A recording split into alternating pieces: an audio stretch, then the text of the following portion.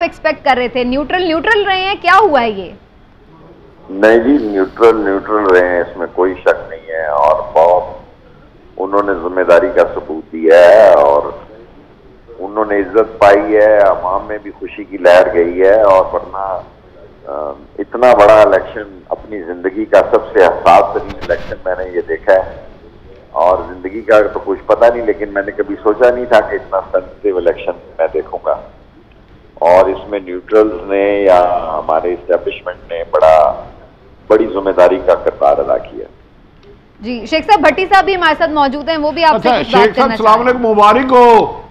खैर मुबारक भट्टी साहब। शेख साहब, अब तो कुछ लोगों की ख्वाहिश थी शेख रशीद को गिरफ्तार करने की, वो तो हो गई नाकाम। अब शेख रशीद साहब न्यूट्रल और इमरान खान के दरमियान जो कुछ थोड़ा सा गैप है उसे पूरा करने की कोशिश करेंगे। के खिलाफ सुबह रिट करूंगा कि कातिल मॉडल टाउन का जो है वो किस तरह वहां अपॉइंट किया है, 14 अफराद का कातिल जो है। और जमीन मेरी अपनी है, वो मामा लगता है, कहता है कि जनाब क्यों बेची है। अच्छा शेख साहब, मेरा एक सवाल था कि शेख रशीद साहब जिन्होंने इमरान खान के लिए अपनी जान भी कुर्बान करने से गुरेज नहीं किया और आप बदतरीन दुश्मन थी आपकी हुकूमत, अब एस्टेब्लिशमेंट और इमरान खान के दरमियान अगर कोई गैप है उसे खत्म करने के लिए आप अपना किरदार अदा करेंगे कुछ? मेरा ख्याल है कि खान साहब खुद समझदार हैं, वो अब सूरत हाल को समझेंगे। कल कोर कमेटी की मीटिंग होगी, हमें तल्लुकात और हालात बेहतर करने चाहिए, क्यों नहीं करने चाहिए। अभी कल खुद खान साहब ने कहा कि लीडर यू टर्न लेता है, तो अब हमें यू टर्न लेने का वक्त है हमारा।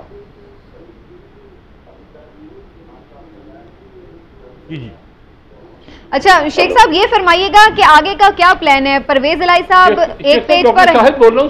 अच्छा डॉक्टर साहब भी बात करें। शेख साहब, डॉक्टर शाहिद मसूद साहब से बात करें। जी शाहिद मसूद साहब हुक्म। नहीं आप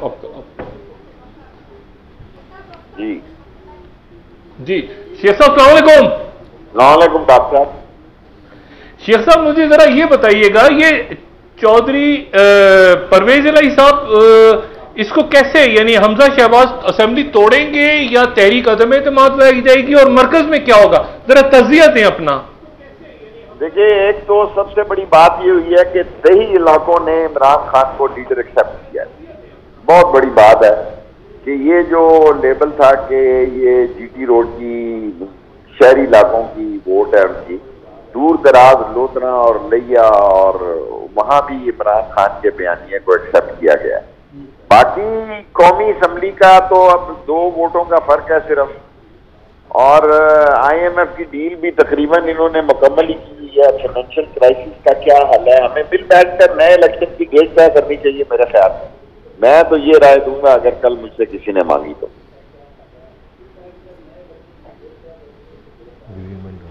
नहीं, आप ये बताएं कि होगा क्या? मतलब आपको लगता है कि इन हालात में जबकि वोट बैंक और अवाम की राय बिल्कुल मुख्तलिफ है, खुद असेंबली तोड़ेंगे शहबाज शरीफ साहब या हमजा शरीफ जो हैं, खुद असेंबली तोड़ेंगे इस वक्त? वो हमजा का तो मुझे पता नहीं क्या फैसला करता है। शहबाज शरीफ तो देखें, उसने सारा कुछ ये किया इसलिए कि आसिफ जरदारी ने इन 14 पार्टियों को आगे लगा के इनका सत्यानाश कर दिया।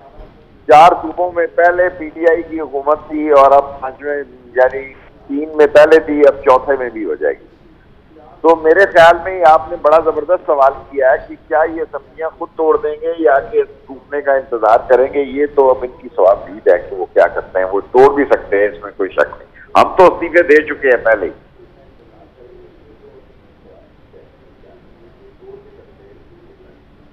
शेख साहब, अगर मुस्लिम लीग नून आपसे मशवरा मांगे इन हालात में, तो आप क्या मशवरा देंगे उन्हें?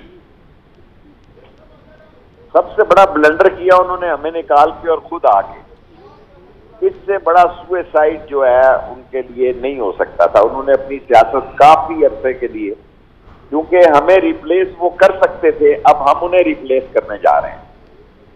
और मैं ये समझता हूं कि अब उनकी कोई गुंजाइश नहीं है, ना इसहाक डार के आने की जरूरत है। नवाज शरीफ तो डील में शामिल था कि वो आएगा ही। जो डील थी उसमें ये तय था कि वो नहीं आएगा पाकिस्तान। अब मंजरनामा क्या बनता है ये बड़ा मुश्किल सा सवाल है कि कौमी असम्बली 2 वोटों की अक्सरियत से इत्तेहादी जो हमारे रहे हैं कल, उनके नखरे ये कितने उठा सकते हैं, IMF से कैसे फाइनल डील कर सकते हैं, इकॉनमी की बेहतर मामलात कैसे कर सकते हैं। और मिडल ईस्ट की बदलती हुई सियासत में इस इलेक्शन को देखा जा रहा था, वो आज इमरान खान के हक में चला गया। अच्छा शेख साहब, कुछ अपनी सियासत का भी बताएं। आप कह रहे थे मैं रिटायर होने वाला था, फिर ये सब कुछ हो गया, तो मैंने सोचा कि इमरान खान का साथ इस वक्त देना चाहिए। आगे आप अभी कंटिन्यू करेंगे सियासत इसी तरह इमरान खान साहब के साथ, या फिर अब तो आसान हो गई है, अब तो आसान हो गए हल्के। अच्छा, अब तो हल्के इतनी मेहनत नहीं तकाजा करते, एक नाला लई बनानी है वो बना दें और बस मैं मेरे तो सारे काम मुकम्मल है पिंडी के।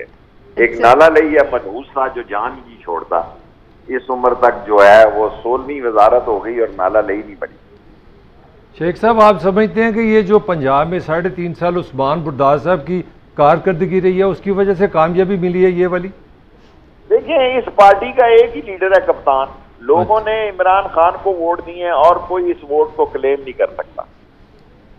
ना मैं नहीं मानता किसी को इमरान खान के अलावा, तो लोगों की क्या बात। तो ये शेख साहब ये फरमाइएगा कि अभी ये जो बात हो रही है कि हमजा शहबाज असम्बली तोड़ेंगे या अदम एतमाद, तो हाई कोर्ट ने जो ये हुक्म दिया हुआ है कि 22 तारीख को वजीर आला का इंतखाब होगा, तो अगर हमजा शहबाज असम्बली तोड़ते हैं तो क्या ये तौहीन अदालत के मुर्तकिब होंगे?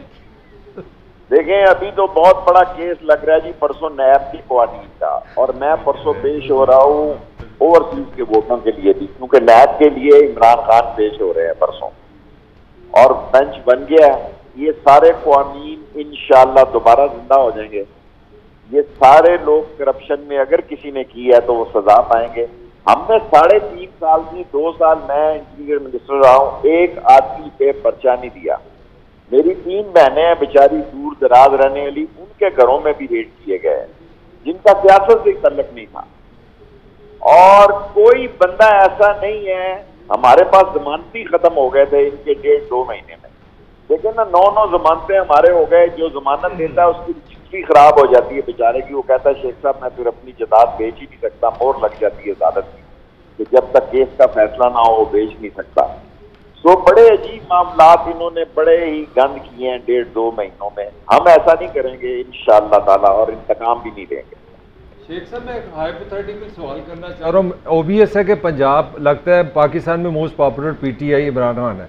अगर आप प्रॉब्लम्स देखते हैं जिसमें कुछ 6 से 5 बिलियन डॉलर तो मंथली हमें अपना ट्रेड डेफिसिट है, महंगाई है, बेरोज़गारी है, इदारों का जो मसला है, तो आप समझते हैं कि इस बार आपकी हुकूमत तैयार होगी ये सारे मसाइल के लिए? आपके पास टीम प्लानिंग है इसकी? देखिए जी, इस वक्त तो इमरान खान का बयानिया जो है ना जी, वो एक्सप्रेस ट्रेन की तरह बिक रहा है, हर घर में घुस गया है। This is the best time कि हमें मरकजी इलेक्शन की तरफ जाना चाहिए। बाकी फैसला इमरान खान का, हम तो 1 सीट की सियासत करते हैं जी सारी जिंदगी, कभी 2 सीटों की नहीं की। तो ये उसका फैसला है कि वो क्या करता है। तो शेख साहब, परवेज इलाही साहब असेंबली डिसॉल्व कर देंगे इमरान खान साहब के कहने पे? एक पेज पे होंगे, हर फैसला मानेंगे?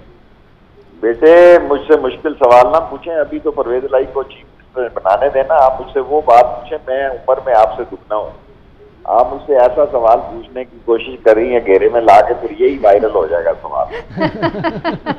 बहुत शुक्रिया। शेख साहब से किसी ने और सवाल करना है या फिर मैंने थैंक्स कर दे? चले, बहुत बहुत शुक्रिया। शेख साहब, अगर अब आपको खुदा ना खास्ता पर्चा हुआ तो जमानती मैं बन जाऊंगा, फ्री, बिल्कुल खुद आऊंगा अपने पैसों पे। चलो बस हुण अगली जमानत है, रजिस्ट्री तैयार रखो। बस हो गई तैयार। चलो, बहुत शुक्रिया। Thank you so much Sheikh साहब, बहुत बहुत शुक्रिया, आपने वक्त दिया। शेख साहब बता रहे हैं कि